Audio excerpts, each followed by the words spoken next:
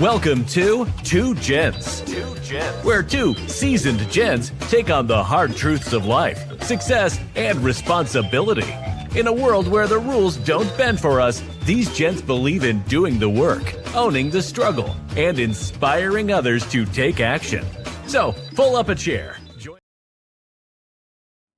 Hey, good afternoon. Welcome to Two Gents Podcast.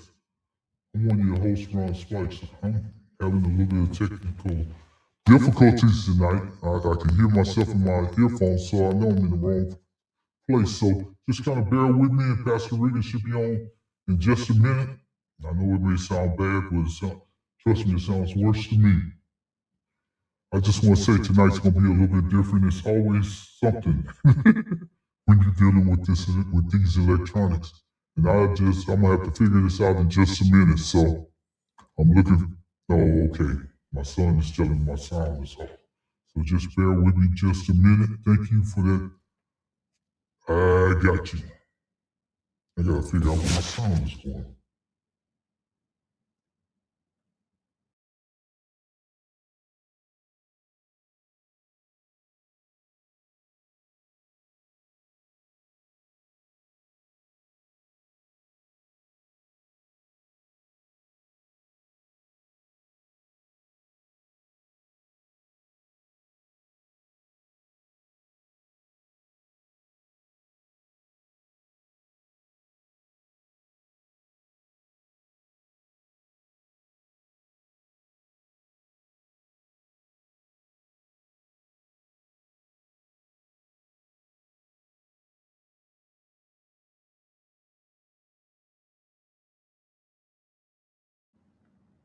Okay, my sound is, I might have to go in here and redo this thing.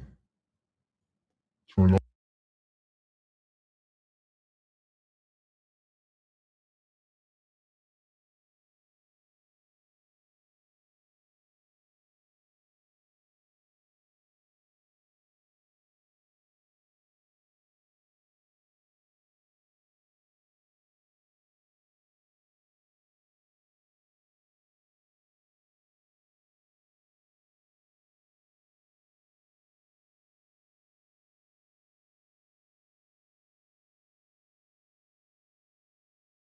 Sound is working now. I had to reboot some stuff and kind of get on. So I just want to say thank you. Thank you for telling me that it wasn't working. It may be a little bit loud. I'm gonna cut it down just a little bit, but if you can hear me now, Ronald, just give me a text in the background and let me know that you can hear me. Perfect. Good. Thank you. I had to reboot some stuff. I had it on for a while today. Today we're gonna do a show. I'm waiting on Pastor Riggins to come into the show, Byron Glass to come into the show. This one is probably a little bit different. It's about the hostages, the release of the Iran's release of the black hostages, and what's going on in the world today. And I'll tell you some stuff that most people are not talking about in the news that we would like to cover today. That I would like to put out and put this information out so everybody can see it. I see Pastor A.F. Riggins. As soon as he get his mic and everything set up, I'm gonna bring him to the stage. I see him out there. I see him. As soon as I see him, give me the thumbs up. I'm ready to go. He's here, Pastor A.F. Riggins. How are you doing? What's going on, man? What's going on, brother? And I came on the show and I had a little technical difficulty on my sound. I had to reboot some stuff, but my son was texting me in the background, so I didn't have Pastor Riggins right there at the time. So I had to use my son. My son said, "Daddy, you ain't got no sound. You ain't got no sound." I said, "Man, I wish Pastor Riggins was here." But we got something. My deal was giving me problems.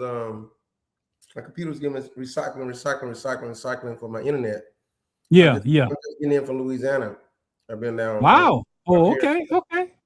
How was Louisiana before we get into the show tonight? It's pretty good, man. Hey, went down there Saturday and for the family reunion. I know you saw us riding those horses down there. Yeah, I saw you. I didn't know you was in Louisiana, but I saw you riding horses. Yeah, and you got some nice looking horses. That means you spending some money out there. You're almost like JK and Danny up there in Dallas. They spend some money on them horses and make them look good. I don't want to talk about it. Like having 4 children, man. Man, I know. You remember when we used to do a horse show, and Yeah, y'all yeah, used to talk about all that money that y'all used to spend on them horses and how y'all trained them and went yeah, through all those different things. And I was like, shh. yeah, And I'm like you. I just go out there and put gas in my hobby. yeah. So then we went back down today. My brother and I helped my parents out with some stuff, and then I just got back into town, and then I was ready for the show by 7:20 something, but computer just started recycling. You know, it hadn't been in the house all Mhm. day. But we're here, Don't man. worry, I was ready for the show too. I mean, I got up. I've been on here since 6:30. I done checked the sound and everything, and as soon as I get ready to go on, Mhm. it went dead. So you know what we say about that. We Well, used to it. I hope Baron Glass Mhm. come on, man. Let me tell you what. We're talking about this war in Iran, Mhm. man. Mhm. Let's go all the way back. I noticed you talked about the African American hostages being freed in Mhm. 1979. Jesse Jackson was core responsible for that. Mhm. Um, and the reason why is because the people of Iran, Iraq, Egypt, Jordan, all those countries over there, Syria, Mhm. Palestine, people of color, all those countries are African countries. May I say it Mhm. again? All those countries. Yes, they built the Suez Canal in 1947. In 1948, the United States and Britain created the State of Israel, which is not biblical. State of Israel is not biblical. True Mm. Jew of Palestine come from the bloodline of Abraham, bloodline, and they're the Palestinians that live there. Some of them are Arabs, some of them are, and the Arabs come because of the fact of Abraham having Ishmael. But Mhm. Isaac is a representation of the Israelites. Abraham, Mhm. Isaac, and Jacob. The Jews that were moved there they were called um, uh, in the Bible, there's Hebraic Jews was Abraham, and then you had the Jews that came from, they were proselytes, they were converted, Grecian Jews, who later became those from Europe, whatever.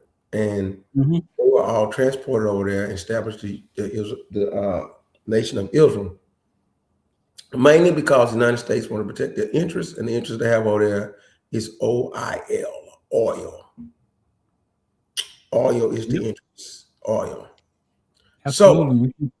so in 1979, the first fight with Iran was over this whole concept about oil and the sovereignty of certain land areas over there, and they ended up taking hostages, and they released all African American hostages because they knew them to be the brothers of their people. Yes, sir. Reagan became a president based on that because Jimmy Carter was seen to be weak in foreign affairs in dealing with Iran. And ever since then, we've been on the brink of some type of conflict with Iran. Mhm. At that time, we supported Iraq. We supported Iraq in fighting Iran. I remember being in the middle school and we were hearing about the war between Iraq and Iran. And middle Mhm. school boys are very mischievous. We're in our puberty. We started noticing we're having genitals and all that stuff. I hope I said it right. And we'd run up on each other in sixth and seventh grade. This is 1979, 1980. And somebody will hit you in your private part and holler Mm. Iraq and take off running and say Iran. You get it? Mhm. Mhm. It's goofy stuff. It's because we was hearing about Iraq and Iran. As Mhm. Saddam Hussein in Iraq gained more power, we didn't want to control him and his oil. We couldn't. And he captured Kuwait, which was his brother-in-law's property or land or country. And that's how we got into the first Gulf War, trying to police that, as you would call it. Mhm. So when during that I got time, some of that up on the. sir, No, I was just trying to move out the way so they can kind of follow you with yes, kind sir. of what the map So right, is. so during that time, Saudi Arabia was our friend, and what's his name? Osama bin Laden was there in Saudi Arabia and got mad that Saudi Arabia was our ally and left Saudi Arabia and went to Afghanistan Mm-hmm. and began to There's some in between stories that you're missing, Pastor. Huh? There's some in between stories that you're missing now that you bring up Osama bin Laden. Go ahead. Osama bin Laden was trained by the U.S. Everything that he knew, he learned right here in the U.S. Yeah. Saddam Hussein at one time, and I tell this, I seen this with my own eyes. I was standing right there on the field when Saddam Hussein's helicopter landed in Shape, Belgium. I was on special duty at the time. They treated him like he was the president of America landing there. All these dignitaries and everybody from all over the world was there at Shape, Belgium, and they were having a meeting there. And I'm telling you, when I ask somebody, they say Saddam Hussein. You know me, I'm like, who's Saddam Hussein? But that's I'm what, one of these right. But that's what I was talking about. The Mhm. Iraq and Iran situation. We were on Iraq's side, Saddam Hussein, Mhm. against Iran. Mhm. But later, when Saddam Hussein took that power we gave him and abused it by trying to take over Kuwait, we turned on him. Mhm. That's the point. I'm making the same point you're making, but you give me more details of it. Yeah, I'm just adding in. I wasn't trying to No, take I'm glad. I'm glad. Right. I mean, I'm glad that you clarify what I'm trying to say. And Osama bin Laden was in Saudi Arabia, which was our friend, and we trained Osama bin Laden. But Osama bin Laden got mad about us dealing with against Iraq. So he was in Afghanistan at the time, went to Afghanistan, and the Russians invaded Afghanistan. We supported Afghanistan against the Russians at that time. But And Osama bin Laden. can you put a pin in it just real quick? Yes, sir. Because I'm going to say that this was before the U.S. went into Afghanistan. Russia had been in a war with Afghanistan for years, and they didn't accomplish no more than what the U.S. accomplished over there. Russia got out of the country basically with their tail between their legs, just like we did. You cannot defeat a country that don't have anything to fight for. Yeah, so then we could, go ahead. I'm sorry. Right. What happened was even like in 1981, the Winans came out with the song. The question is, right? Mm-hmm. The third verse says, question is, when will Jesus return? The answer is soon, soon, soon. He says, look at the crisis in Iran. Russia's already invaded Afghanistan. You got to know that. That's a verse in that song. In I didn't know that. Look at the crisis in Iran. Russia's already invaded Afghanistan. He was talking about wars and rumors of wars, is what they were saying. Yeah. Right. And that was 1980, 1981. So lo and behold, when we got mad at Saddam Hussein for in 1990 for invading Kuwait, we had the 30-day war, the first Gulf War, in which George H.W. Bush sent in troops and called Saddam Hussein to come out of Kuwait. But he wasn't toppled yet. Lo and behold, by 2001, Osama bin Laden had trained enough of people to come, and that's how we had 911, September 11. When it came to crash all the planes and stuff, he sent the people to do all that. At that time, George W. Bush was president, and instead of him going straight to deal with Afghanistan, he then wanted to finish the thing in Iraq and said Iraq was behind it, which was a lie. He sent No. Add some context to that. What he originally said was they tried to kill my father. Yeah, right. Yeah, but he put all that, mixed it all up together, and tried to put the two together, and neither one of them had nothing to do with it. Osama bin Laden caught him sleeping at the wheel. Is what he did. So he had Colin Powell and all of them lying in front of Congress and everything with all this evidence that was even there. And we invaded Iraq. We was trying to go get the oil, and it got into a quagmire. And that quagmire led to his downfall. He almost lost to John Kerry, except for Ohio, in 2004. We don't know what happened in the voting machine, but we'll leave that alone. Okay. But when that quagmire happened, and we lost. That's what helped, along with the economy going bad. John McCain hollering bomb, bomb, bomb Iran. It helped Obama win. Mm-hmm. Now, Obama was left holding the bag, trying to clean up the mess in Afghanistan. Mm-hmm. And that's how Obama was eventually able to go and kill Osama bin Laden, who was hanging out in Pakistan. Okay. Now, what does it have to do with anything today?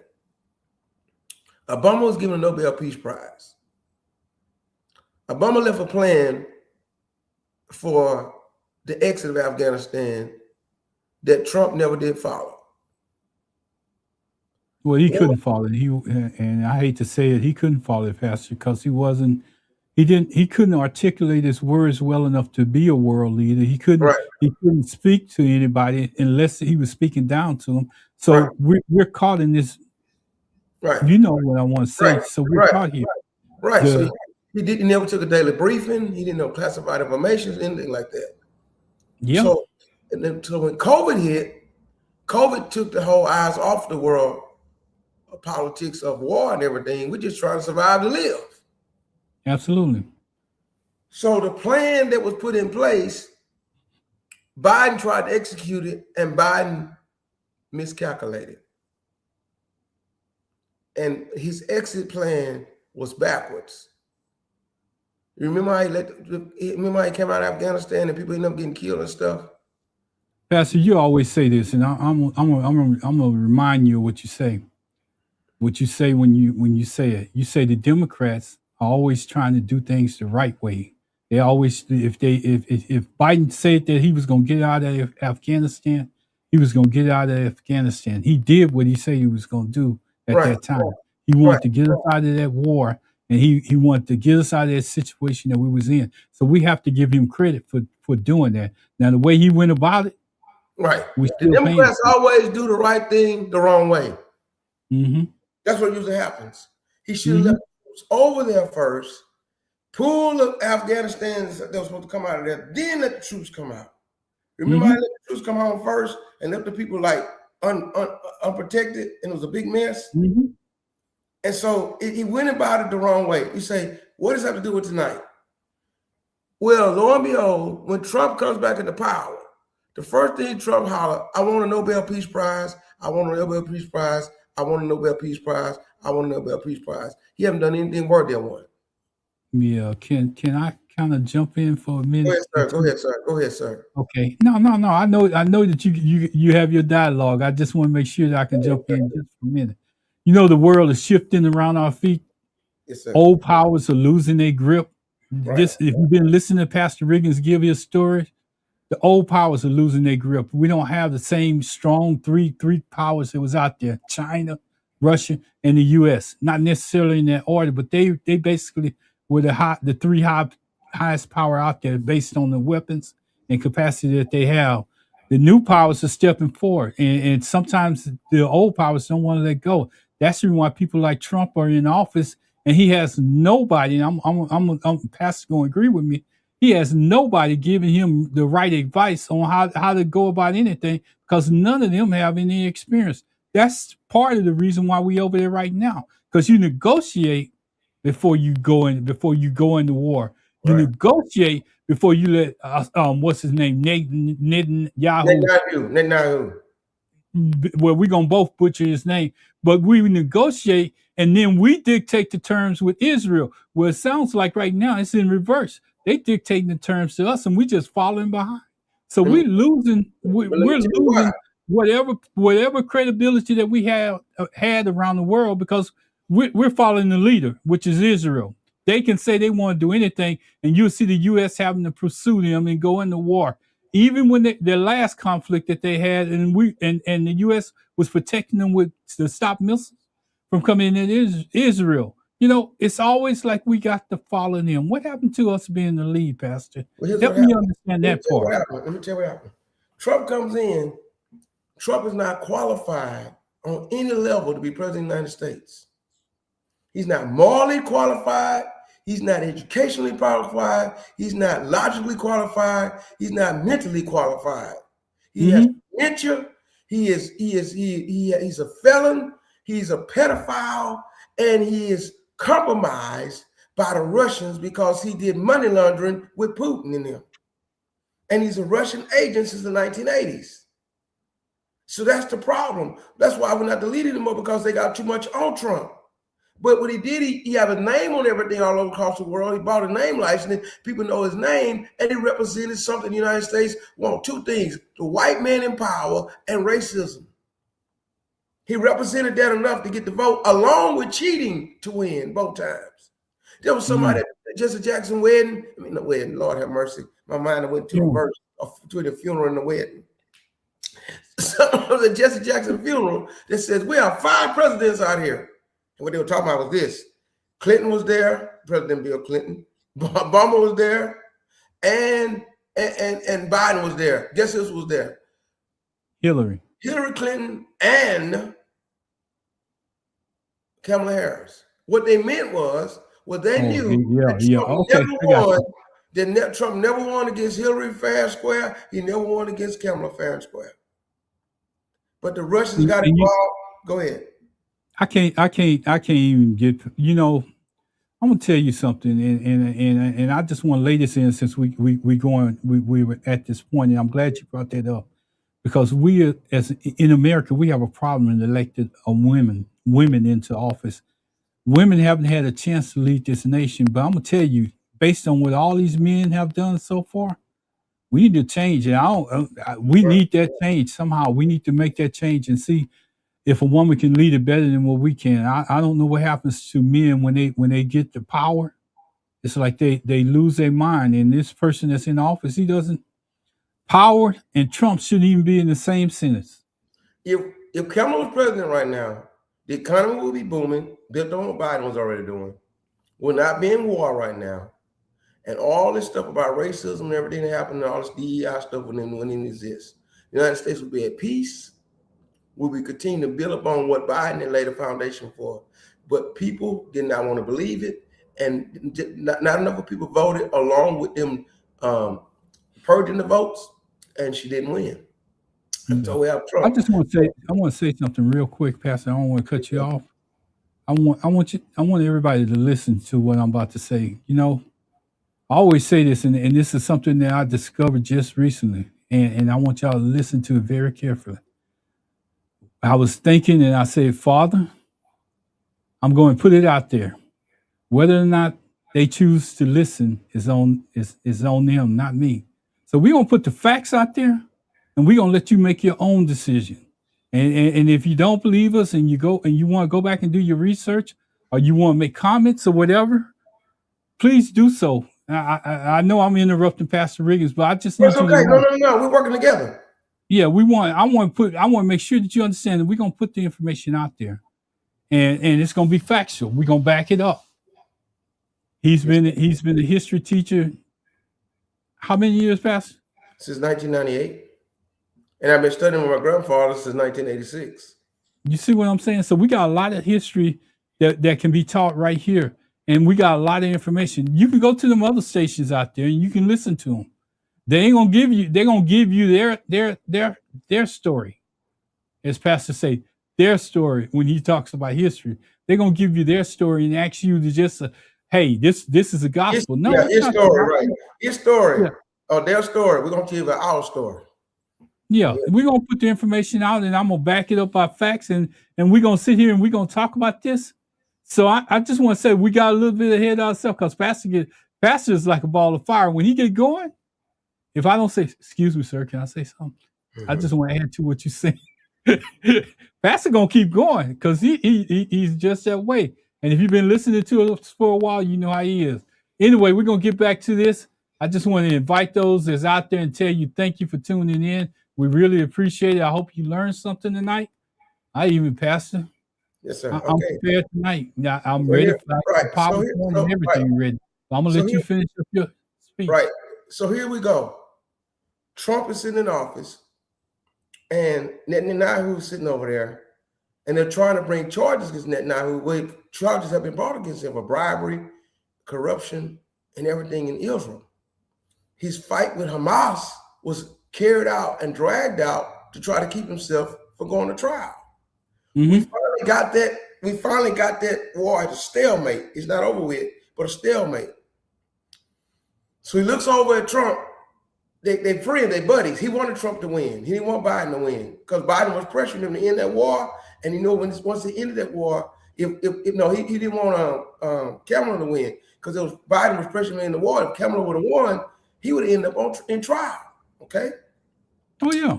So now Trump's sitting here, and the reason why we filing Israel, every other country in the world have the Epstein files, and they are telling the truth.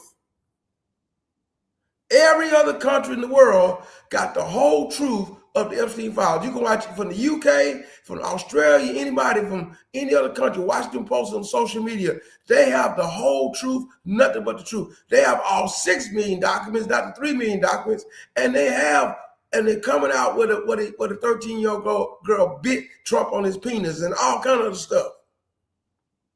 Now let me put some emphasis on that because we need to make sure people understand this. We're looking for the Epstein files, and if you go back and you research, the Epstein files been out there. Yeah. They gave them to Wolf, and nobody would touch them. Yeah. They gave them to Wolf, and nobody would touch them. Wolf always had a copy of it from the estate of Epstein, a full copy. So when nobody in America wouldn't touch it, now that's around the world. Now it's coming out, and it seems like they got more information than the U.S. No, the U.S. has the same information that they did, but they wouldn't touch it. Nobody wanted to touch it at that time.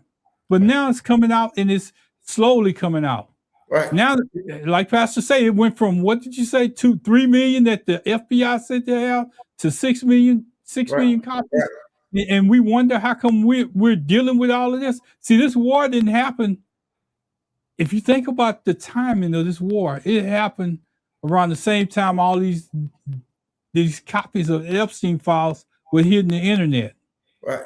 So it's sort of like a diversion. I'm not saying that this war wouldn't eventually happen, but it wouldn't happen in the timing that it did if the Epstein files wasn't in place. Come on, Pastor. I'm sorry. Right. First thing Trump doesn't get in office is tear up the agreement that Obama had in his first term. He tore up that agreement with Iran about the nuclear agreement. He tore that up.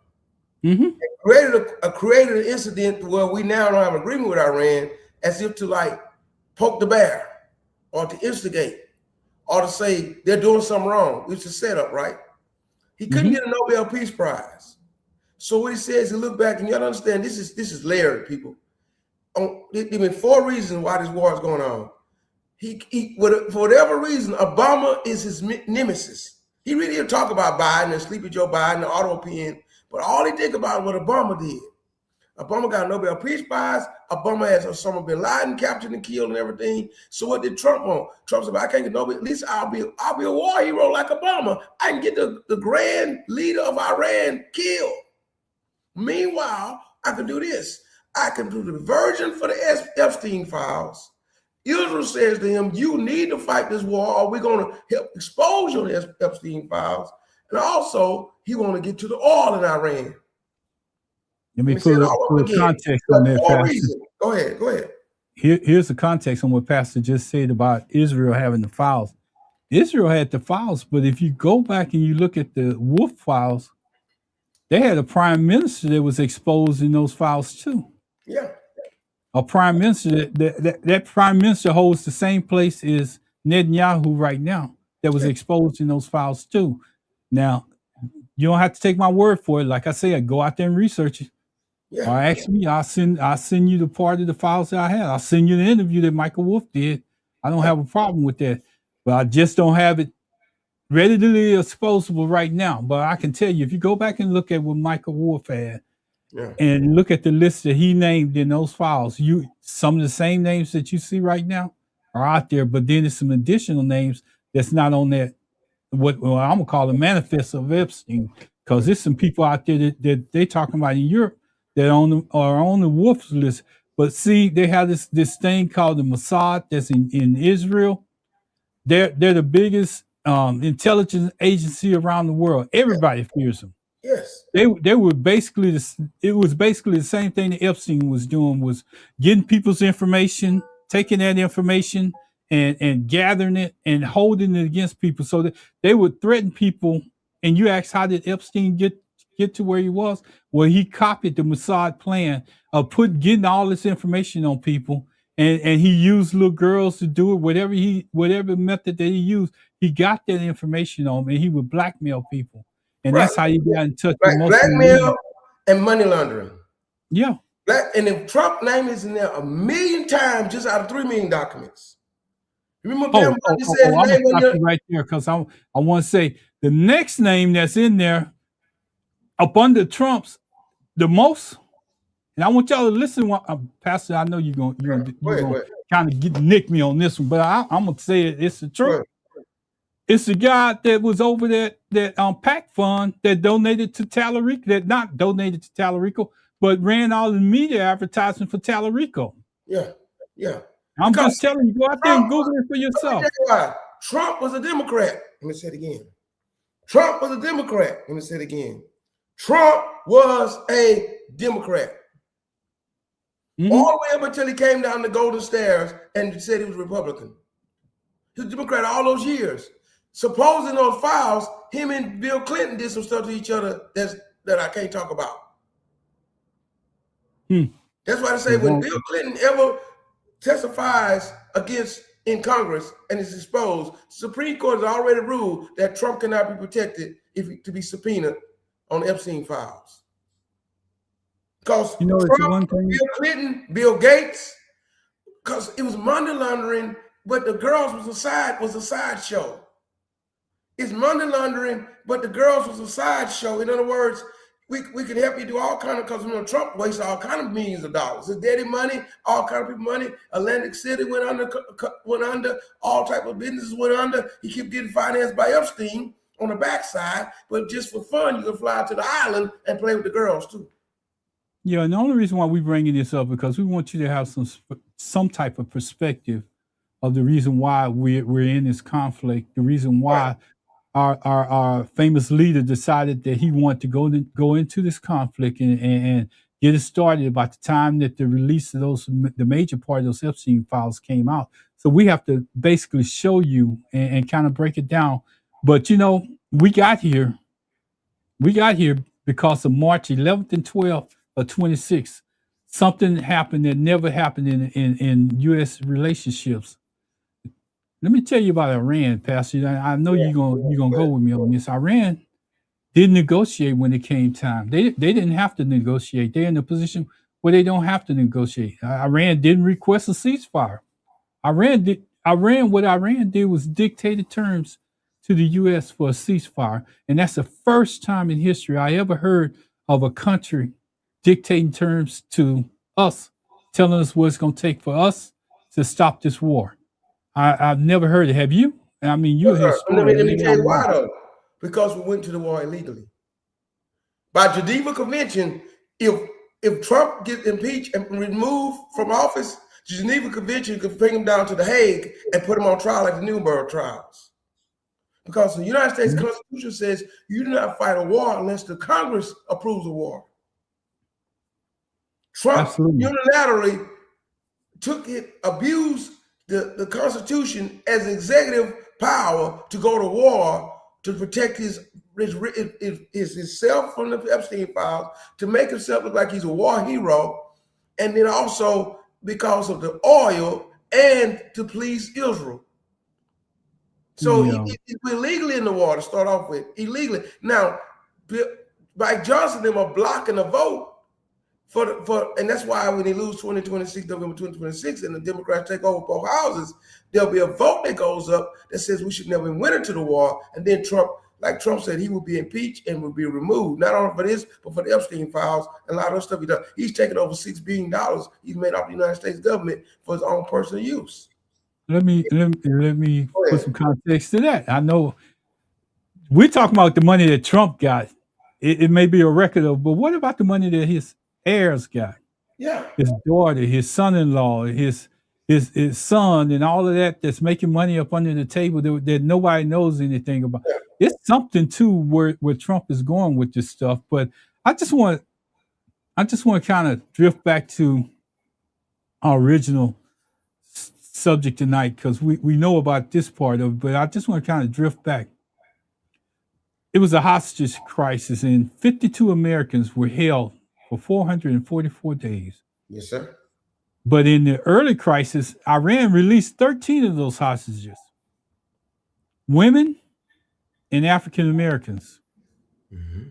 And do you know what you said was his reasoning behind it? I want, Pastor, I want to do this. I want to do this. I got to do this. During the 1979 Iran crisis, Iran released 13 Black Americans hostages and kept the others. In their own words, they stated that none of what's happening was the fault of the Black people, and Black people in America were already oppressed enough in their own country. Now, think about it. We just went to war with a man that made a statement back when he released those hostages. You know, they oppressed now. That country is oppressed. Right. That country is under the thumb of Israel and America right now, and they're being oppressed. And we need to understand that there's human beings over there. As you start to see the coffins come out of, if you start to see the coffins come out of there, and we I think it's up to 13 dead Americans right now. Just think about it. They had 1,700 people that got killed over there by the bombings that we have done. Now, I don't want to get into that, but you know, as we start seeing more coffins because we're in a conflict, we got to get prepared for. We got to get mentally set. We got to mentally understand what's going on, and I don't want y'all to feel like we are above where the place where they're at. We're right there. It could happen at any time because any one of those bombs could get through, and we'll have the same casualties of war that they do. Let me say something else. And that brings me to my fifth reason why we're there. Religion. You see, racism and religion is tied together. Because in America, Christianity is tied to Western theology of the evangelical white Christian people. And they look at the Muslims there. See, Iran is a Muslim nation. Their leaders are religious leaders and political leaders at the same time. So they try to justify that. So the Jews, remember, Israel's the Jews, we're the Christians, and we're fighting against the Muslims. Mm-hmm. And so when the man looked at them and said, look, the Black people in America have no problem. You know, and guess what? We're suffering right now. Look at the gas prices. The gas prices went from at some points of this year, the gas prices went down to $1.99 a few months ago. Gas prices were hanging around $2.20. Gas prices were hanging around $2.40. Now gas prices $3.17. That's just gas prices. Jet fuel is up. Groceries are up. And Trump about, I took an excursion from the economy to fight this war. No, the economy was already failing. Affordability was already an issue. He just made it worse. Mm-hmm. Now, let me make my final point. I'm gonna let you talk some more. Our allies, NATO, said this is not right. We're not gonna support this. The Strait of Hormuz, they got us by one problem. The Iranians got us by one deal. The Strait of Hormuz, they blocked it, but we can't get the oil out of there. They say, you want to fight from the air? We blocking you by the Navy, our Navy. Trump is begging for our allies to come in there and fight, and they say, no. You started this war. You shouldn't have started the war. We're not coming to help you. Trump hollering and screaming, we don't need him and everything. No, he's looking like a fool now. When our allies for 70-something years saying no, because they know we illegally started this war, and they don't want to be no part. You know, a lot of people don't understand what the Strait of Hormuz is. I was pointing at it on the map. It's that little chokehold. Let me see if I can get myself out of the way. It's that little chokehold that's right there coming out. That's Iran on the top, as you can see up there where it says Iran. That's Iran. It's a little choke point coming down this. What sea is that? I can't see it. Persian Gulf. But Persian Gulf. It's the Persian Gulf. It's all that land that's right there. Where Iran is, what Iran is doing is firing weapons from here over. And we go back on this side to Dubai, which is right around this same area, Dubai and all these other surrounding countries. So they bringing them into everything that's going on right there. But when we talk about those black soldiers, Iran was in the middle of its own revolution at that time. Yeah. But and even Obama was supporting that revolution. It's called the Spring Uprising. During that time, when I'm talking about when the hostages, when they released. Oh yeah, back then too. Yes. Yeah, so they was in their own revolution even at that time that they were going through, but they still thought enough to release those black hostages. And that's, to me, that means something, because if your nation is in conflict and you still think enough to release people that you think that wasn't a part of that, that means that you have a conscience. It means that this, how they depicting you as this big enemy, this terrorist threat that's coming up, that's trying to take over the world. But at that particular moment, they didn't want that to come out, that those black hostages were released because of that. And those women were released. Trump, and I'm gonna tie that back to Trump, Pastor, because Trump is going over there now that they got in this war. The only way that they're gonna get out of it, they gotta change their plan, their narrative. They going after them men, women, and kids. They bombing those areas. They're not saying that they hid, but anytime that you bomb it, something's gonna malfunction. Mm-hmm.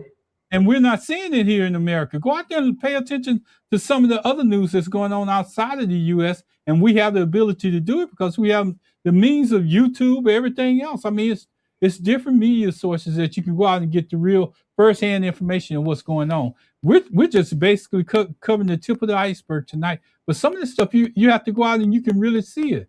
And the U.S. and Israel have reached coordinated strikes on Iran. Iran has retaliated. The region is on the edge. I mean, it's on the edge. That whole little area that I just got to point out is on the edge, because on one side you have Saudi Arabia. Iran is attacking Saudi Arabia. But just think about it. You got two well-organized countries that's reaching out to attack you. You got Iran, Israel, that's like a little pit bull.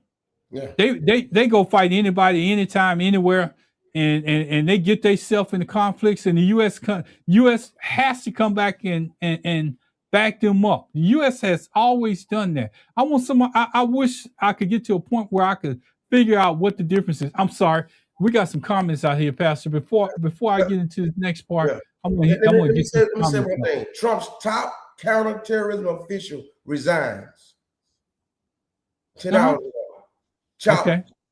Because he cannot, in good conscience, support the illegal war in Iran. Because it's not a terrorist situation. We didn't go there because of terrorists. We went there because Trump wanted to go there for the reasons I told you. Mm-hmm. So let me get these comments up, Pastor. I agree with you on that. Somebody put up prayer hands. Oh, I know who that is. Pastor, that's my initials. You know who that is? That's my junior. That's in this group. Okay. The next one is, I can't tell who that is, but they're agreeing with it. KBOTHECGS says thumbs up. Yeah. And this is my junior again. All empires decline because of unsustainable growth demands an internal stability. There's a cycles to it. I agree with that. We are in a 250 year, just like Rome and Greece. 250 years, and America's on decline. Absolutely. We got another one.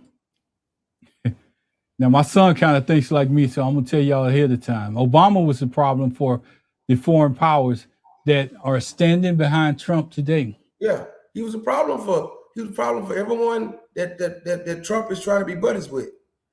Obama was not buddies with those people. Yeah.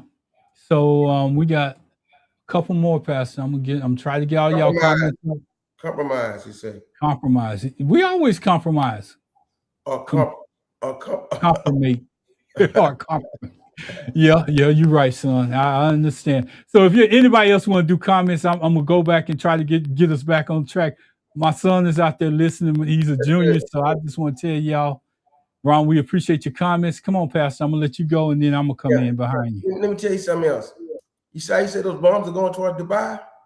Mm-hmm. Dubai, Qatar, United Arab Emirates, and Next time I'm gonna have Google Maps. Saudi Arabia, all of them are not supporting us, and they are our allies in the region. Because the upset of the oil market, the upset of them now under fire from Iran because they are our allies, none of them are supporting Trump. We're out here alone. Mm-hmm. We're out there alone with Israel. We're out there alone with Israel because the war is not sustainable. And he thought it was going to be over in a couple of days. Iran can fight for months and months if they need to. So he's called them 500, he's called them 2,500 Marines, right? But there was a thing that came out yesterday. There are whole platoons and whole regiments of U.S. Army soldiers right now refusing to take orders to deploy to Iran. Remember we talked about this a few months ago about whether you're supposed to take order or not? They're saying we're not going to go to Iran. I'm telling you, it was a report that came out yesterday. There are whole platoons and saying we're not going to take the war. We're not going to go fight this war in Iran in the army right now. It says it's a few thousands of them, but it says the snowball's starting to roll. Now I know Ron uses military man, service man. He's supposed to take your orders, but they're saying we don't want to take these orders. Let me. I want to say this with some type of conviction. Yeah. When they call you GI issue, GI, a lot of people take that term because they might remember GI Joe and all the rest of that. But you basically sign your life away when you take that issue. Now you do have an option to follow orders, to not follow orders, but I can guarantee you, Pastor, and without a doubt, those people that chose not to follow orders, as soon as this stuff is over with, they're gonna be processing them out of the service. I can guarantee you without any doubt. It doesn't matter where they at, but those people who refuse to follow orders, they will be processed out. It ain't no ifs, ands, and buts about it, because you cannot run a nation without having people follow your orders. It's people already over there serving. So we're in a different capacity now that we're in war. It shifts. Now, if it was just a small conflict or something over there and they didn't want to do it, I'm with them. But now that we're in war, that's what you chose. When you sign your name on that dotted line, that's what you chose to do. But I sent that to you and Barron yesterday. You saw that? I sent it to you. I know. Right. So the deal is, you know me. I'm gonna get right in the middle of it based on experience, not based on what the media is saying. But you can have people. You can even have commanders that say that they're not going to serve, and people under them could say that they're not going to serve. But I can guarantee you they'll process them out. But let me tell you why. I'm going to give you an example. Here's that part right. Headset and Trump put them in that position though. Headset not even qualified, and then you should have seen Trump is so he has no type of he's so predictable. He called it from Department of Defense to Department of War. He was telling you he wanted to go to war. Let me say it again. He changed the name from Department of Defense to Department of War and named it from the Secretary of Defense to Secretary of War. He told you he was going to war. Let me say it again. He changed it from Department of Defense to Department of War. He changed the man's title headset from Secretary of Defense to Secretary of War. He was telling us he wanted to go to war. And then he went to war. To me, out of all the people, I agree that he said that, but out of all the people that we ever had that was in that position, and in the status where we are today, we're living in a different world. We're living in different times because you don't make those statements in your position. You don't make those statements in your position. You're supposed to be out there protecting every soldier that goes out of this country and making sure that they come home. You're supposed to give them a path, give them the equipment, and help them come home. When you're going out there and soliciting war, you're not. That's not what the U.S. has been about. As a matter of fact, if you go back in history, when they went into the war, they joined Europe. Basically, England had to trick the U.S. to get involved Yeah. because the U.S. tried to every World War One, World War Two. They got the U.S. involved in it by a trick. They didn't. U.S. wasn't gonna get involved in that war. But when it got to a point where they I forgot what exactly happened, but it was something that Winston, what was his name? Winston. Two things happened in World War One. Churchill. We got tricked into it. Churchill wasn't there in World War One. We got tricked into it by Great Britain say protect our ship and protecting the ships across the Atlantic, and Germans start sinking our boats in the Atlantic. Yeah, with those U-boats. In World War II, it was Japan attacking Pearl Harbor.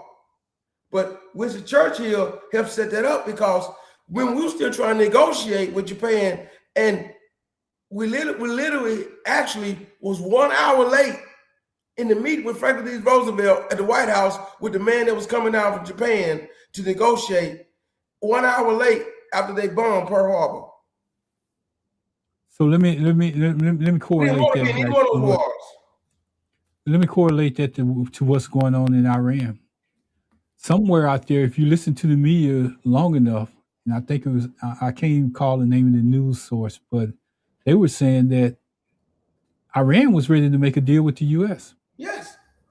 They was ready to make a deal with, as a matter of fact, when that leader, and you might not see this in regular media, but when that leader got killed and all the rest of those people was in that same area, and the reason why they was able to kill that many at one time was because they was having a meeting to try to stop this from escalating to this point. And Headset and them knew it. The intelligence told them when they were meeting that and said, it's evil, brother. It's evil. It's still saying, let them have the meeting to try to work with us. They said, they're all meeting now, let's bomb them right now. That's Trump to his core, man. Trump is evil to his core. Let me tell you what. Ron, you remember all the years I came on Facebook every day and said something about how crazy Trump was? People say I had the Trump derangement syndrome. As a prophet, God was telling me this stuff, and I couldn't hold it back. Now, once he got in, I just shut down. It's like, okay, he in there now. Just watching it. Just like I'm gonna take a few comments after Pastor. Warn, and after you warn so much and people don't believe, just sit back and watch it happen. Just sit back and watch it happen. Here's a few more comments before we go. We're gonna have to talk about that word after. It's a Russian word for get on dirt. Same tactic as Mossad. That's right. See, your son knows that they have Trump by his genitals. I'm saying it nice. The Russians got dirt on Trump. I have the Mueller report, man. Mossad got dirt on Trump. That's the reason why we probably following Israel right now. Yes. We're so behind Israel because Mossad has dirt on Trump. And let me just say this. I got to clarify this. Mossad, I'm not throwing you under the bus. I'm just putting the facts out there. I'm just a little. I'm like you about Mossad as you was about you know who, Pastor. I just want to keep myself safe. But anyway, I just want to tell you, Mossad had dirt for a long time. Maybe the same people are not in charge of Mossad right now, but they had dirt for a long time. We got another comment. Iran wants U.S. ground troops to attack. They want us on the battlefield of their choosing. It's a trap. Yeah, right. You can't, right. See, you can't. That's the whole thing about this. While Hitler lost World War II, he tried to invade Russia. You can't beat Russia on their own grounds. While Russia couldn't beat Afghanistan, you can't beat Afghanistan on their own grounds. While we never did with Vietnam, you can't beat Vietnam on their own grounds. If we go into Iran, we cannot beat Iran on their own territory.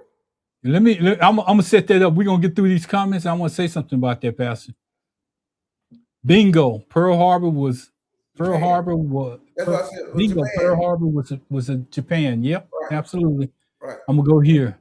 Hello, two gents in chat. two gents in a mic. You know who that is, Pastor? I don't know who that is. Okay, thank you for listening in. One of the things that I want to share with y'all, and we're talking about Iran. I need you to understand how they fighting this war, and I want to show you how they fighting this war. See, why we got these $1 million missiles coming from everywhere for fighting and going on. This is what Iran. I'm going to show you what Iran is fighting with.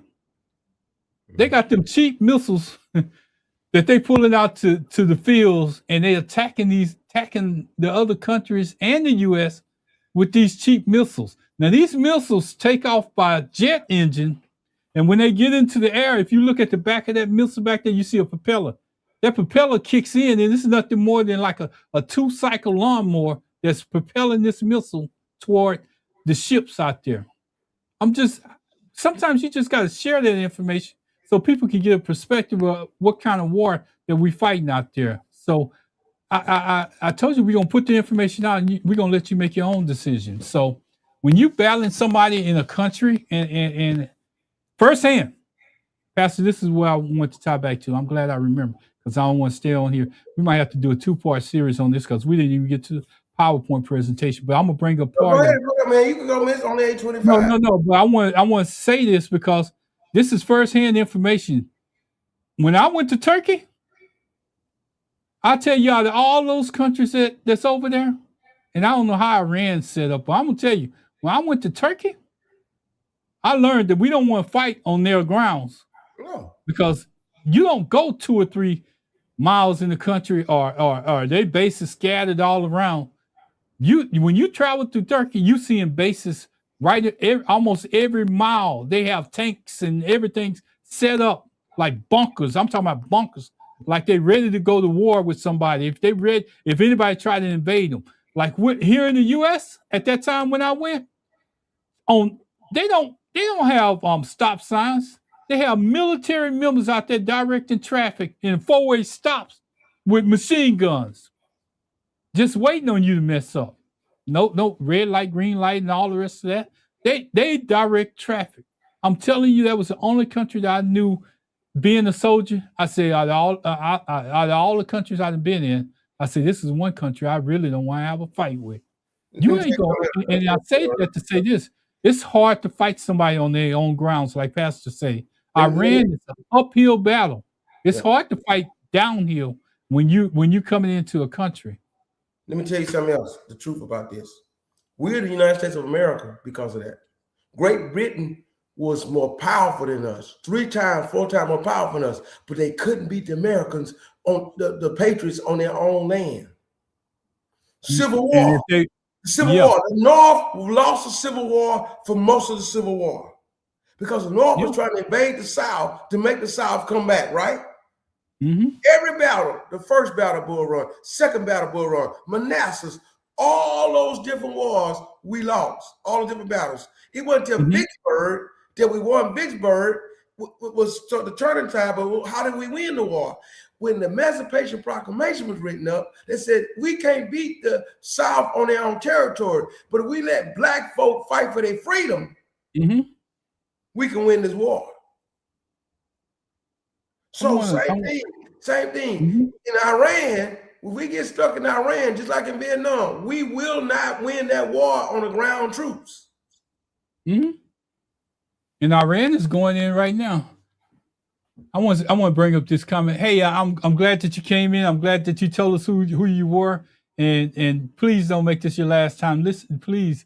We come on every Tuesday night at 7:30. Sometimes I do a special show on other days, and it's on our page, and I'll put it out. I just like to put the information out. I want to do this, Pastor, because I need to put this. I got it on the stage, but I got something. Okay. This was part of the information I was going to bring up. Iran's low-cost weaponry is an advantage. You see what they're fighting with. They fight with stuff off the back of trucks and stuff like that. Well, we're fighting with missiles that cost almost $1 million every time we shoot them out. Every time that we go out and we try to attack them. Iran's strategy focuses on making America spend money faster than we can replace it without needing to match the U.S. The only thing they have to do is because for every, I think if I heard it right, for every missile that's going in Israel, they firing like 7 to 8 other missiles as a counterpart to try to stop it. So We're fighting an uphill battle, and they're not losing. You see, they're firing out those missiles off the back of 18-wheelers. Iran has had 2 decades of preparation for this war. Mm-hmm. That's what America needs to understand. They've been prepping for America to invade them for 2 decades.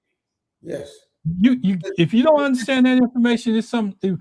That's the reason why President Trump wasn't prepared when he went in there. That's the reason why you see national media saying he didn't know what he was getting into. Yeah, I'm gonna get the notes up because we're gonna be getting out here. 2008, the guy that ran against Obama, that what was his name? That died, that Trump didn't like. Senator from Arizona. I know who you're talking about. He called him a coward because he got captured. John, because he got captured. His I know who you're talking about. His daughter, Cheney, not Cheney. No, not Cheney. Not Cheney. Godly, I can see him now. Graham was his friend back then. Now Lindsey Graham, Trump friend. Yeah, you know, and we got this new. His slogan was "Bomb Iran." Yeah, that's what I'm saying. And so Iran been knowing since 2006. McClain, one people. John McClain. Trump fails to realize that Iran looks at death differently than we do. And Pastor, tie that into religion. Come on, Pastor. Right. So here's what happens. The Muslims believe that the Anglo-American Christian are devils. They're even when they're talking about the war, they said we're not going to submit to no devil. The Muslims believe that's the kind of language that Louis Farrakhan would use sometimes. That's the kind of language that Malcolm X was using until he kind of toned it down. They believe that the Anglo-American Christian is the white devil. That's what put those people on those planes, the bombers for 9/11. They believe if they die fighting us, they going straight to heaven. And their reward is what, Pastor? Their reward is heaven for killing white American Christians. Not blacks.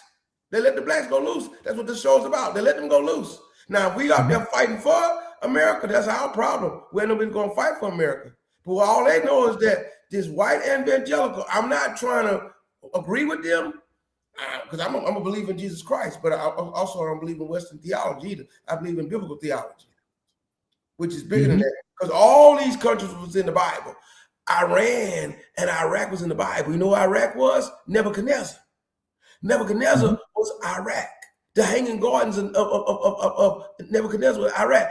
Guess what Iran was? When the Persians and Medians took over Belshazzar, when there was a handwriting on the wall, and Daniel said that you've been found wanted, and the Persians and Medians took over, and King Darius and Cyrus took over with Nehemiah. That's Iran.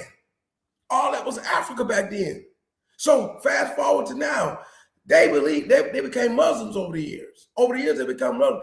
They never took on the Jewish religion, so they never definitely didn't take on the Christian religion because Jesus was a Jew who introduced Christianity to us. They were Muslim because they came out of the Arabs. They came out of Ishmael, who was the son of Abraham. Right, and so they believe that when they die, they'll die fighting to go to heaven against us. We fight.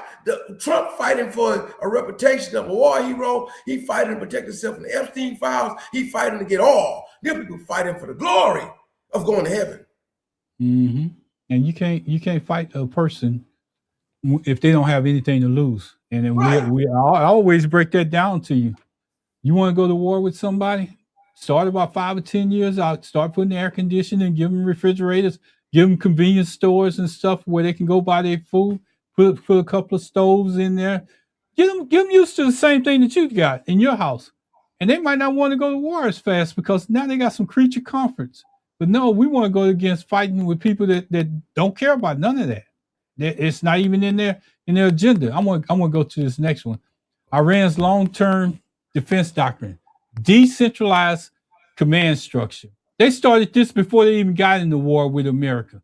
So even if you cut off the head, what they're saying is they got field commanders that's out there that can continue the mission, even though the head is gone, even if they don't have communication, even if they don't have anybody that they talking to on a daily basis or an hourly basis they can continue to fight. Guerrilla warfare. Guerrilla warfare. Same thing happened in Afghanistan. The Taliban was spread out all over the place. Russia couldn't beat them. We couldn't beat them. Maybe they believe that Maha is here to receive them in this war. Right. That's some type of that's part of the Muslim religion. This person knows about the religion more than we do, and so they believe that they're gonna fight the war for their own glory. Okay. And so let me tell you something. Trump says Trump is so stupid. As soon as the man died, the original supreme leader, I should be the one that picked the new leader of Iran. You fool! And what they did, they doubled down and put the man's son in there and said, "We're not gonna let these devils." That man's son said, "We're not gonna let these devils tell us how to run our country." And they kept on fighting. You know what, Pastor? And before I cover this next part, we're fighting on too many fronts. We're fighting on too many fronts. I said that yesterday. If you go back and look at the podcast, we got Iran. We're fighting with Canada. We just got through with Venezuela and Cuba. We want to go to Cuba. You know why? Cuba people of color. My grandpa told me this in 1986 to say, "Son, nothing wrong with Castro." And that's why even at Jesse Jackson funeral, they praised Castro. That's why Obama at what's his name funeral in South Africa? Nelson Mandela. Nelson Mandela funeral. He sat next to Castro's brother and talked to him the whole time. Because you know why? When you open up Cuba, there was 100 black people running the Congress. It's not about communism. It's about the fact that black folk is running Cuba. And that's why everybody used to come over here, Ted Cruz and Marco Rubio, or pink, or light-skinned, or pale-skinned Cubans. We've been oppressed. We've been oppressed. Let me decode that for you. Black folk won't let us run nothing over here, so we run over here how to know we being oppressed. Well, I'm gonna break that down for you, Pastor, because you know I get a lot of chances to look at different nations around the world, and I can tell you, Cuba is not what the American media is making it out to be. No. Cuba has those cars. They barely running them around the country because they can't get parts from nowhere. They've been under, what do they call it? They have an embargo that's in place where nobody is supposed to be able to come in. Right, we can't. We block a lot of stuff. I just want to finish this because their country is falling apart. Yes, they do have dictators that's in place. Even the dictator Castro's brother. He's old. He's up in age. Those people do not want to give up the power that's there. They want to stay in power. That's the reason why Cuba's in the shape that it's in. It's because they don't want to give up their power. Yeah, it's black people there, but it's still, you cannot have a communist regime where the top is winning, almost like the United States, where the top is winning and everybody else is below poverty. That won't work for long. And they're starting to have an uprising in Cuba because it's just you're gonna have that anywhere that you go.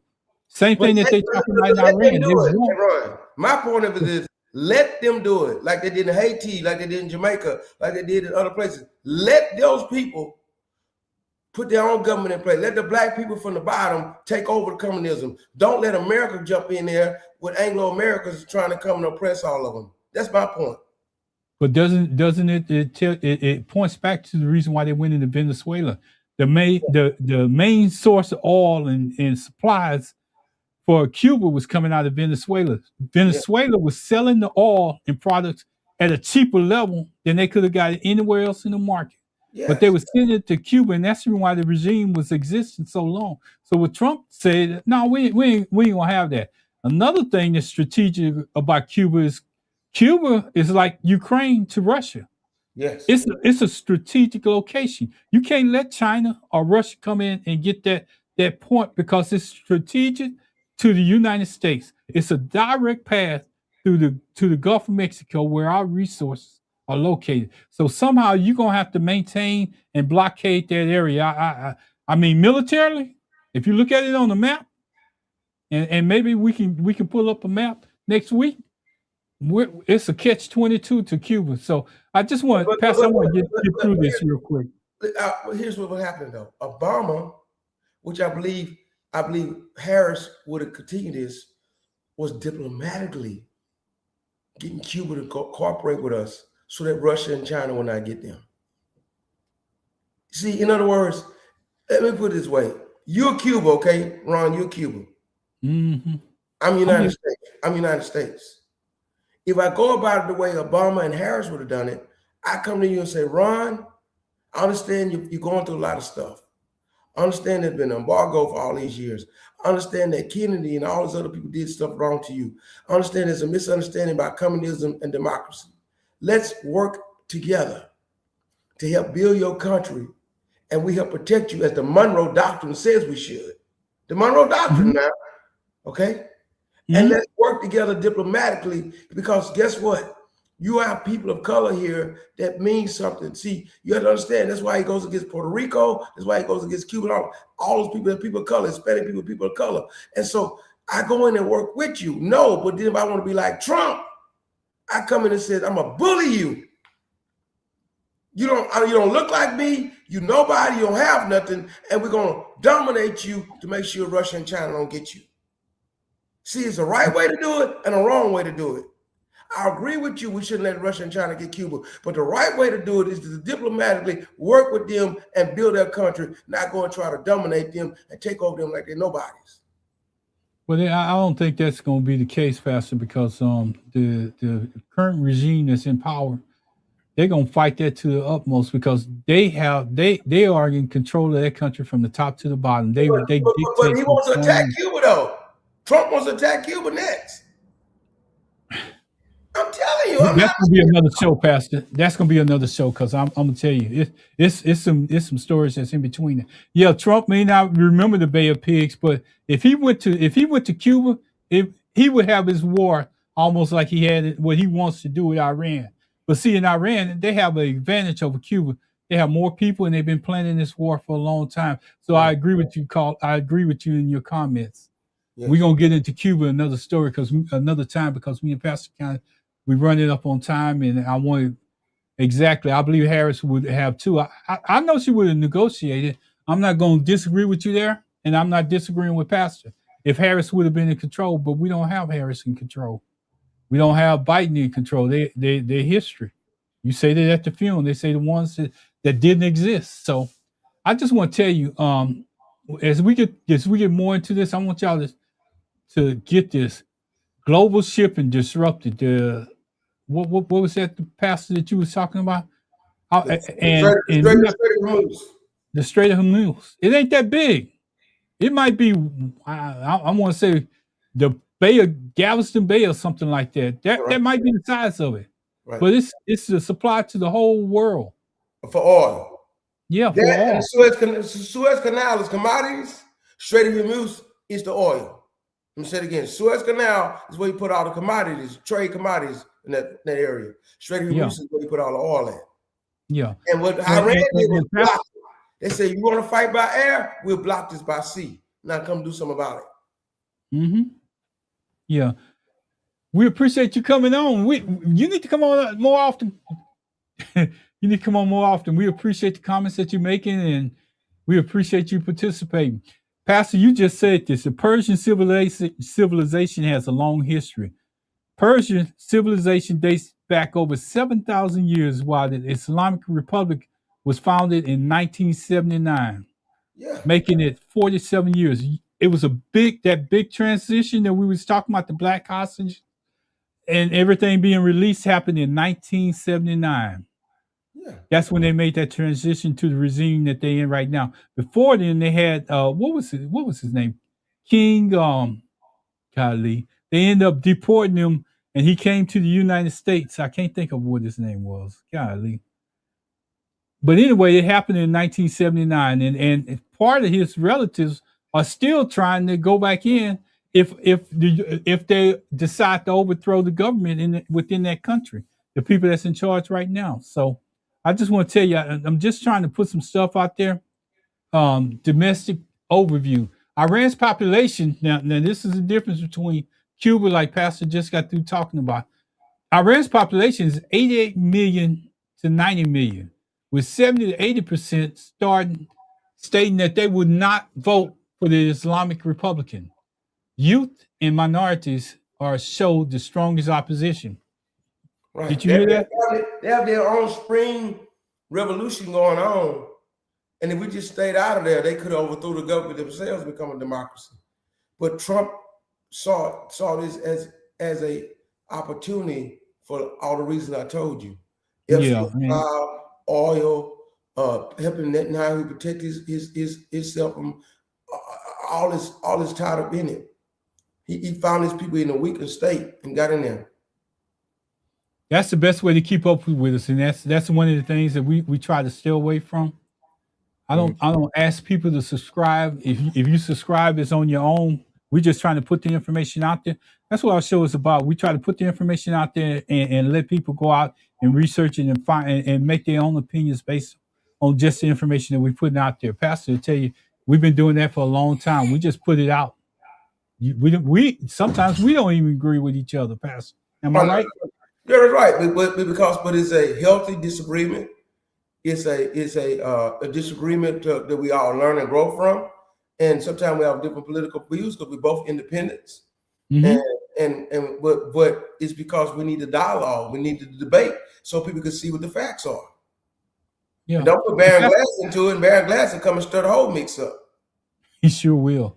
And I texted him earlier. He said he was taking care of some business, and he might be able to get on late, and we're running late, so we won't be on here that much longer. The National Council of Resistance. The National Council of Resistance is the group that Pastor is talking about, where they're trying to gain recognition to change the regime that's in Iran. Now this is what we've been mentioning too: the normal versus the disruption. Normally, the traffic through the Strait of Hormuz includes 60 to 138 ships per day, accounting for 20 to 21% of global oil, and that's big, Pastor. Yeah, that's big. That's why the gas prices went up. Yeah, 70 cents in 1 week. Yeah, and since Israel and America got in there, as of March 2026, the traffic has dropped to 0 to 8 ships per day, with only 3 ships on March 7 jamming major carriers suspense and the largest shipping. But here's something that's going on that they're not talking about in this mainstream media. Trump talking about getting all these people over there to help do shipping. Pakistan and India are doing this. They escorting they oil out of there. Mm-hmm. They escorting their oil out of there, but you won't hear about it here it is right here. India and Pakistan is already in an escort operation. They're getting their oil. I gather news daily night, but it's getting harder to find the truth on the airways. I have to fact check. Yeah, that's what it's about. That's exactly what Pastor talks about all the time. And that's the reason why we get out here. I got a lot of time on my hand, and I research. Me and Pastor and Byron Glass constantly talking to each other by text or something. If we see something, I go out there and they put it out there. Sometimes I even go out and research it, and that's how we come up with these different shows that we do. Anybody around me and my phone, they'll think I'm on the phone playing or on the phone being social. No, I got every news channel on there. Mm-hmm. CNN, MSN Now. I have Threads. I have all the social media news, Wall Street, New York Times. And I'm scared of getting that stuff in. I won't even watch news. I watch the local news. I won't not watch CNN and stuff like that. I watch sports. But all the while I'm reading, to my grandpa used to read books and books. I'm reading all this stuff that's coming through on all that stuff in social media. And I put it together with the history that I know, and I'm going to come and tell you the story the way I believe it. Mm-hmm. I can see it, all the facts that I see it, because for everything that they're telling you, there's stuff all be beneath the surface that you have to know what's going on. Mm-hmm. And absolutely, as I changed these pictures, I wanted to kind of leave that one up, but it kind of took me out of the picture. Pastor, we coming up on about, what time is it? I can't, trying to see. Yeah. We're coming up on I'm on spring break. I'm not working tomorrow. Okay, I get it. We got one. I get. Oh, that was where she said she gathered news daily. Well, I just want to say, Pastor, we did covered a lot. We got into a lot of stuff that I wanted to cover. I think we covered most of the points that we were trying to make. And I just want to say, you hear these before we get off the air. I want to make sure that I got everything. Iran has got cheap weapons. Their weapons cost between 20 to 50K. The Patriot, when you hear Patriot missiles and all the rest of that, those missiles cost between $3 to $4 million. Yeah. That's the type of war that we're fighting. We're wasting We money. talked about the 20. We talked about black hostages. We talked about population and everything. We talked about the Strait of Hormuz. And then And Trump is making money. exploring their own ships. So, Pastor, I'm gonna let you have it. Trump is making money off the people Most of it, coming and home. put the information out. Trump is making money off the people coming home in the coffin. He's raising money off of that, man. It's so sad. It's so sad. It's if we were to tell you this without you living through it, you wouldn't believe it.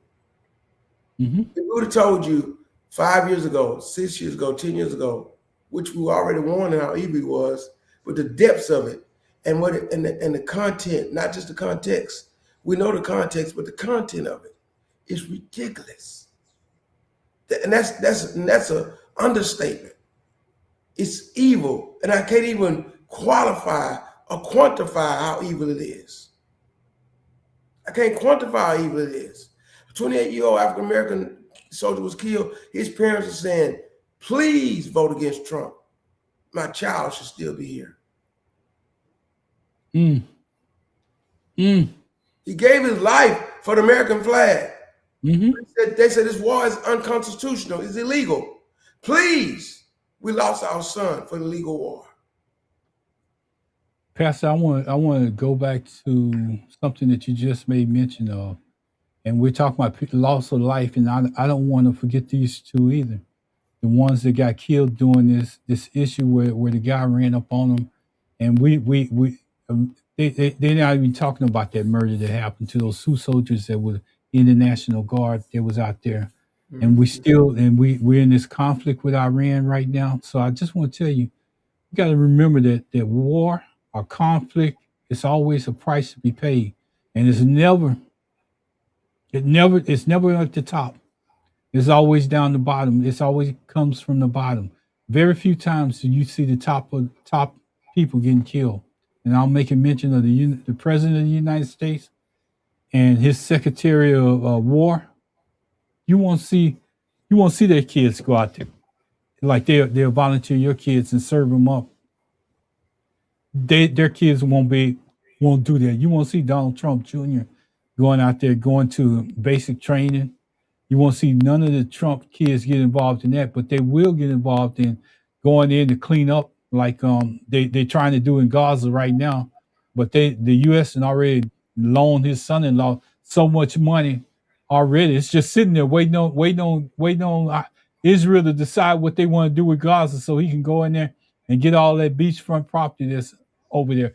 Anyway, I know I'm going into another part. Let me get this last comment up, Pastor, and I'm gonna give it to you, Byron Glass. We miss you tonight. I know you're busy, but we miss you, my brother.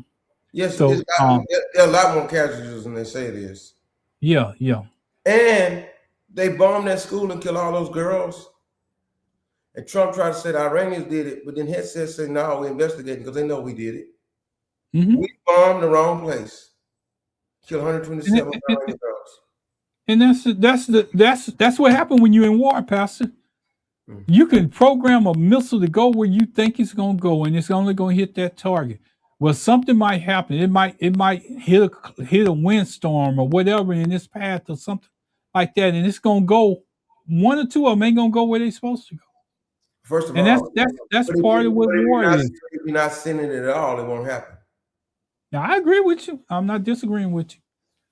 Well, we're coming down to that time. I'm going to give it to Pastor, and I'm going to let him have it, and he's going to take us to a point of the show that I really enjoy. Because that means that we're getting ready to get out of here. That means that we're going to hear a little word.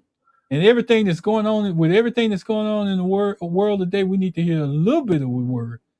Pastor, I didn't see my brother up this we gonna change. I didn't see my brother up this weekend announcing. Oh, Manuel, Manuel's a fire chief. Okay. So sometime over 24 hours. Okay. And Pastor, put out your information while we got some new people out here. Do you have the flyer for the trail ride? I'm pull advertisement tonight. I'm gonna pull advertisement tonight. I don't have it right. Let me see if I can get it. Yeah.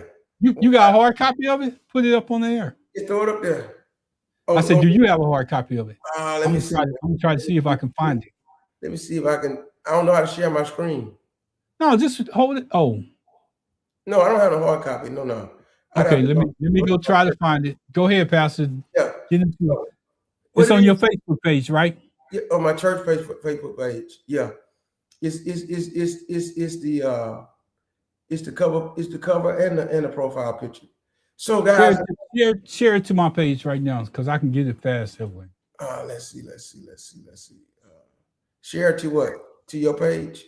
Yeah, Ronald Spice. Yeah.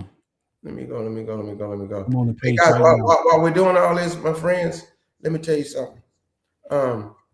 This is gonna be the 4th year we're doing this. One of the things I do is that I'm a trail rider. I got into this whole business of riding horses and stuff when I turned 40 years old, and I'm 57 years old now. And it was either a Harley or a horse. And I said, okay, I'll probably live on a horse and not on a Harley. But you can get hurt on a horse too.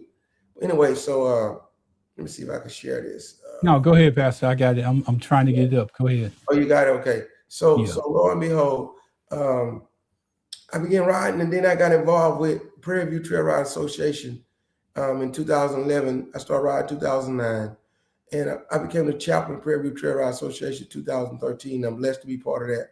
We're part of Houston Livestock Show and Rodeo, in which we go downtown by riding big ride 7 days in February. I became a pastor of this church, United Covenant Church of God, over the last 3 years or so. And one of the first things I did was to try to bring my trail riding back into the community. Never had a trail ride before. The church sponsors this trail ride. All the funds go to evangelism in the community and our young folk, as far as vacation Bible school and things like that. It's not one of those kind of trail rides where you come through and we're going to have a big old dancing party afterwards. We will have a DJ this time, DJ Baby. We'll have a DJ out there. We hope to have a food truck, trying to get a couple of food trucks to come out. If you are a vendor and want to come out, you come out. We're not going to charge you for vending. We just want to have something for the people to eat, and you can go ahead on and sell at your own price, whatever you want to sell. We're at 6555 Mesa Drive, Houston, Texas 77028. And we have the trail ride across the highway. This is our 4th time having it. We're going to have cash prize for the members in the most trail riding group with the most members in uniform. We're going to have prizes for the youngest ride on a horse, prizes for the oldest ride on a horse, and a prize for the best wagon appearing that pulled by mules and horses. And so, it's just a good time on Saturday. The trail ride pull out about 2 o'clock. Our CP time, probably 2 o'clock or 3 o'clock. But we'll start gathering around 12 o'clock. And we'll probably be shutting down between 6 and 6:30 because Bishop Regan got to preach in the morning. And we don't want to be out there all night. But the DJ should be there from around maybe 12 or 2 o'clock to about 6 o'clock that night. So why don't you come on out and support a good cause? It's $20 a person. No, is it $15 a person? It is. It's 15 for people 13 and then for 10, 15, 13. The under is for 13 and to 10 is $5. And then later, the little small kids, we're not gonna charge anything. We have a guy to try to support the young kids who come and sponsor them. Come on out and be part of that. This Saturday, March the 21st. We ride on faith. We ride on faith, our 4th annual trail ride. We're hoping to get more people to come out this year, and we're excited about it. Now, like Ron says, I try to close the show every night by giving you the perspective that everything we are and everything we do is based on God, who's our source. I don't preach a sermon on here, but we do recognize God as our source. We do preach a Bible study on every Wednesday night at 7 o'clock p.m. at Aquila Fennell Riggins on Facebook. Quilla Fennell Riggins on Facebook, and we share the United Covenant Hope Church of God and Sugarland Church of God pages and A.F. Riggins Ministry pages. We do it simultaneously in Zoom with those churches. We're live on Facebook. We're studying the book of Matthew right now.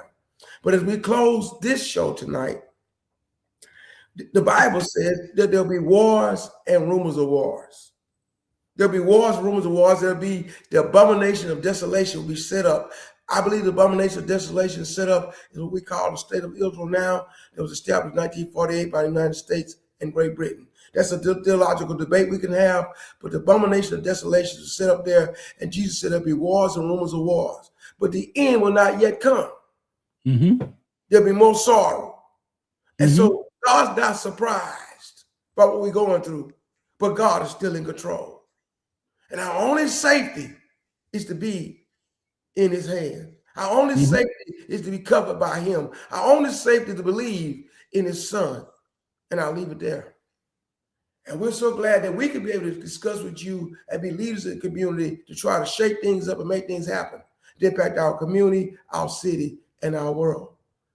And so, Father, we leave this platform, but we don't leave your presence. Because in your presence, we find peace and joy and happiness. And we find our purpose. Help us, Lord God, that we can be able to help somebody become a better person, that our living won't be in vain. In Jesus' name we pray. Amen. Amen, amen, amen. I'm going to say amen, amen. I'm going to say thank God. We close out the episode with thank God. Pay attention to the flyer. That's this Saturday, right, Pastor Riggins? Yes, sir. Yes, sir. 6555 Mesa Drive, Houston, Texas, 77028. I know that address because I used to live in that zip code. 77028. I grew up in that zip code. Make sure y'all get out and enjoy City gas. it. We're gonna ride through city gas. We'll be riding through the old Lakewood property. It's where we usually have our break stop. We're gonna ride through city gas and ride through those areas over there, and just have a good time fellowshipping and raising money for a good cause for evangelism in that community. I'm gonna bring us back to the stage before we get out of here. I want to say, I want y'all to listen to what I'm about to say. This is a bigger story than just one episode. It stretches across history, politics, race, and global power. As this situation changes, it will change the world. It will change how you look at the world. You know, there were some areas that we didn't cover. We didn't get into the Houthis and how they tie into everything that's going on. Israel's long-term strategy. We got into motivations behind the scenes and all the rest of that. We covered how the Black Americans, should read this moment. Iran gave us opportunity not to say that we was oppressed, and they let some Black people go during the hostage situation. And it's a bigger story behind the hostage situation because Jimmy Carter could have got the hostages released, but behind his back, Reagan was negotiating with the hostages, the people that was holding the hostages, tell them, wait till after the election. Wait till after the election, then release the hostages. Because Jimmy breaking laws to do that too. Yeah, I know. And that just shows you the boundaries. And we find out all this stuff after it's happened years later, but that just shows you how they go. They look at Reagan, but you don't hear them talking about what Reagan did under the table. Man, Iran Contra scandal. Yeah, so it may not have been computers, but he did some stuff that was underhanded under the table to win that election. So anyway, because if we don't tell a story, nobody gonna tell it. A lot of the stuff that we saw on this show, nobody else, you won't hear it in mainstream media. But let us say something that strikes a nerve with somebody else out there, and I guarantee you're gonna start seeing it show up. So as we get off the air, I want you to think about the shows that you watch. Think about the other shows that you watch, because we might have said something that's gonna strike a nerve or have somebody else come in. We had one more comment out there. I think she said amen, amen, and amen. I'm with you. Me and Pastor are with you. So we're gonna get out of here. Thank God, thank God, thank God. And I look forward to seeing you again. I might do a show tomorrow at 1:00. I'm not for sure if I'm gonna do it. But Pastor, we out. We out. Yes, sir.